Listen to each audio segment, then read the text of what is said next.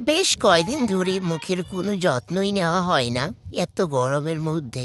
তার কারণে মুখে অনেকগুলা ব্রণ হয়ে গেছে। এই যে একটা দুটা তিনটা। তো চলো আজকে মুখের একটি যত্ন নেওয়া যাক। তো এই যে এখানে সব কিছুই নিয়ে নিয়েছি। তো নিয়েছি বলতে এখানে আমার হাতের তৈরি হলুদ গুঁড়া। খুব অল্প পরিমাণে দিব সবকিছু, তা না হলে আবার তাড়াতাড়ি শেষ হয়ে যাবে। তারপরে দিলাম মুলতানি মাটি, আর দিয়েছি গোলাপ জল আর একটুখানি মধু।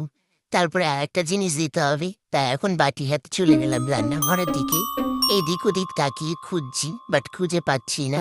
অবশেষে দেখি গ্যাসের উপরে চাপানো আছে দুধের তাই। সেখান থেকে খুবই অল্প পরিমাণে একটু দুধটা নেব, ব্যাস হয়ে গেছে। আবারও বাটি হাতে চলে আসলাম ঘরে। তো এটা এখন মিক্স করতে হবে, তা আমি হাত দিয়ে এখানে মিক্স করে নিচ্ছি। তোমরাও চাইলে আমার মতো হাত দিয়ে মিক্স করতে পারো, সেটা কোনো ব্যাপার না, কোনো সমস্যা না। তারপরে ঠিক আমার মতো এইভাবে মুখের চারপাশে ভালো করে লাগিয়ে দিবে, যাতে কোনো যেন ফাঁকা না থাকে। তো চলো এখন একটা কিপটাম করি, তোমরাও এটা করবে। আসলে হয়েছেটা কি, মুখে লাগানোর পর এই যে বাটিতে এটুকু বেঁচেছিল, তো সেটা খুব ভালো করে নিয়ে গলায় লাগিয়ে নিলাম।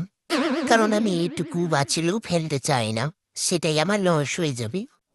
তো এই যে দেখো পুরো মুখে ভালোভাবে লাগানো হয়ে গেছে।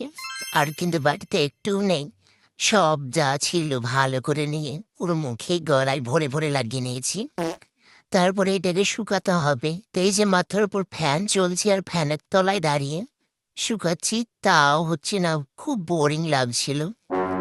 তো এখানে আমার 100 বছরের পুরনো ঢাম্পা, সেখান থেকে বার করছি নেল পলিশ।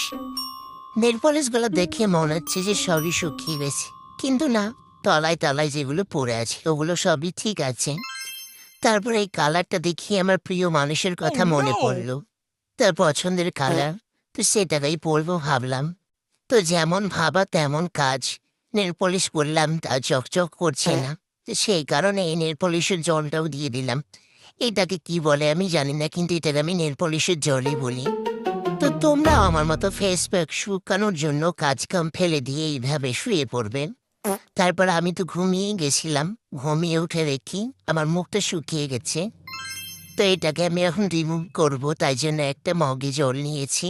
তা এখন এই কাপড়টাকে ভিজিয়ে নিয়ে বারে বারে এইভাবে মুখটাকে ঘষে ঘষিয়ে রিমুভ করছিলাম। আর দেখো মুখটা আজ কিন্তু চেঞ্জ হয়ে গেছে। আগে কিন্তু মুখটা কালা কালা দেখাচ্ছিল, বাট এখন কিন্তু কালা কালা দেখাচ্ছি না, একটু পরিষ্কার পরিষ্কার লাগছে। তাই না বলো? এই যে ভালো করে দেখো মুখে